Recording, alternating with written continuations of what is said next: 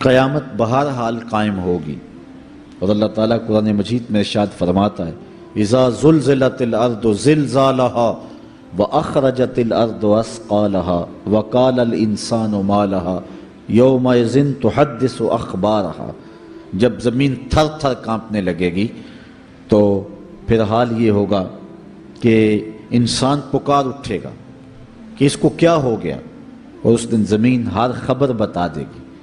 آج زمین کے جس جس گوشے اور ٹکڑے پہ بندہ داد عیش دیتا رہا ہے، گناہ کرتا رہا ہے، دروازے بند کر کے لوگوں کی نگاہوں سے چھپتا رہا ہے، لیکن قیامت کے دن زمین سلطانی گواہ بن جائے گی اور جو کہا ہر شے سامنے آ جائے گی۔ اسی طرح جو نیکی جہاں بھی کی ہے وہ بھی قیامت کے دن سامنے آ جائے گی۔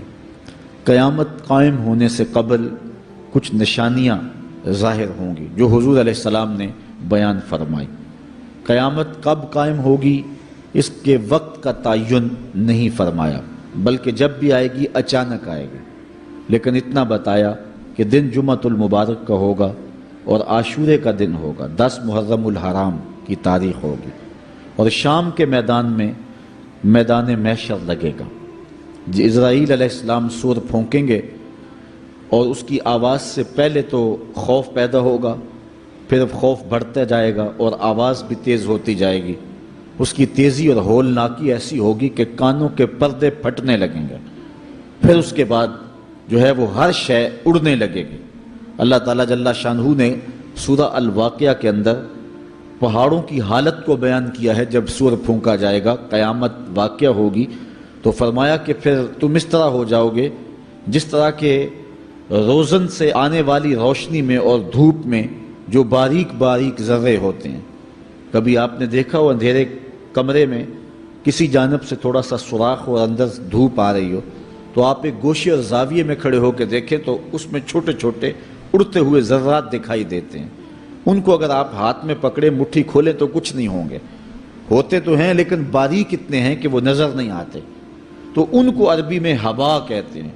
اللہ تعالیٰ ارشاد فرماتا ہے یہ بڑے بڑے پہاڑ، یہ کیٹو، یہ ماؤنٹ ایورسٹ، یہ جو ہے وہ بڑے بڑے عالی نصب پہاڑ اس طرح ریزے ریزے اور ٹکڑے ٹکڑے ہو جائیں گے جس طرح روزن کی روشنی کے اندر چھوٹے چھوٹے باریک اور مہین ذرے ہوتے ہیں، جن کو تم تھامو پکڑو تو تمہارے ہاتھ میں تمہیں دکھائی نہیں دیتے، صرف دھوپ میں دیکھتے ہو۔ تو اس طرح یہ پہاڑ اتنے باریک حصوں میں بٹ جائیں گے، وہ اتنا زوردار جھٹکا ہوگا، اور انسانوں کو وہ جھٹکا زمین سے کھینچ کے باہر لے آئے گا۔ جتنے بھی قبروں میں گڑے ہوئے مردے ہوں گے، جب وہ جھٹکا آئے گا جس کو اللہ تعالیٰ نے ارشاد فرمایا اذا زلزلت الارض زلزالها واخرجت الارض اثقالها، زمین سارے بوجھ اگل دے گی، حتیٰ کہ درخت جڑوں سمیت باہر آ جائیں گے، پہاڑ اپنی تمام تر قوتوں سمیت جڑوں سمیت باہر آ جائیں گے، اور جتنے بھی زمین کے اندر دفینے اور خزانے ہیں سب باہر آ جائیں گے، قبروں میں گڑے ہوئے مردے بھی باہر آ جائیں گے، پھر اس کے بعد ٹوٹ پھوٹ کا شکار ہوں گے، پوری کائنات موت کی آغوش میں چلی جائے گی۔ یہ قیامت کا دن بہرحال قائم ہوگا۔ کافر کہتے تھے کہ جس قیامت سے ہمیں ڈراتے ہو وہ لاؤ کہاں ہے، تو ان کے مطالبے پہ فوراً قیامت قائم تو نہیں کی جا سکتی تھی۔ اللہ تعالیٰ جل شانہ نے فرمایا محبوب ان کو کہو تم بھی انتظار کرو، میں بھی انتظار کرتا ہوں، اور جس دن کا وعدہ دیا ہے وہ تم دیکھ لو گے۔ اور سورہ الواقعہ میں ارشاد فرمایا اذا وقعت الواقعہ لیس لوقعتها کاذبہ، جس دن وہ قائم ہوگی تو پھر کوئی انکار نہیں کرے گا۔ آج موت کا انکار کوئی نہیں کرتا، کسی دھرم میں، کسی مذہب میں، کسی عقیدے میں، کسی فرقے میں، کسی گروہ میں، کسی طبقہ زندگی میں آپ موت کا انکار نہیں پاتے۔ موت ہے ہنگامہ آرا کلزم خاموش میں، ڈوب جاتے ہیں سفینے موج کی آغوش میں، لیکن آج موت کا انکار نہیں ہوتا۔ قیامت کا انکار کرنے والے لوگ بہت سارے ہیں جو کہتے ہیں یہ دنیا سب کچھ ہے۔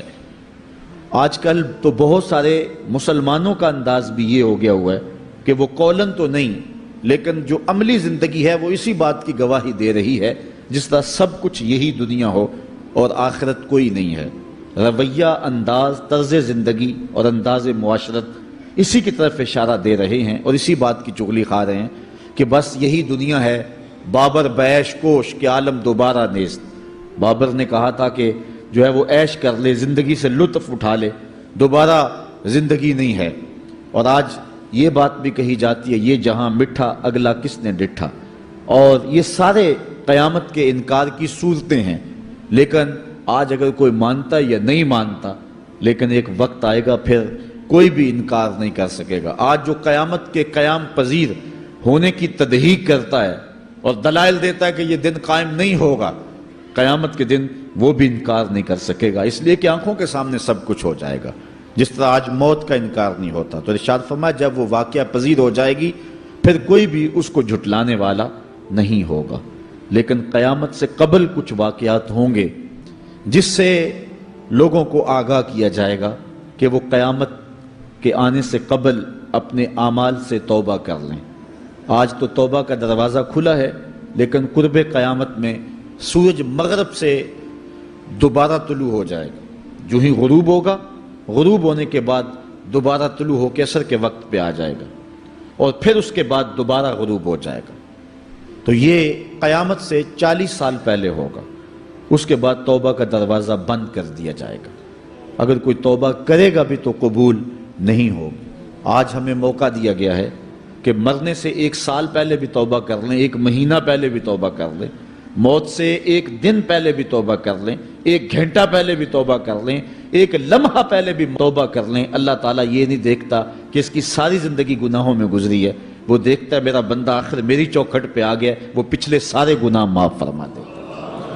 بلکہ حضور علیہ السلام نے صحابہ کو ایک مثال سے سمجھایا کہ ایک آدمی جنگل میں سفر کر رہا تھا، اور اونٹ کے اوپر اس کا سامان بھی تھا، اس کی ضروریات زندگی بھی تھیں، اس کا توشہ بھی تھا، کھانا پینا بھی تھا، خود بھی سوار تھا۔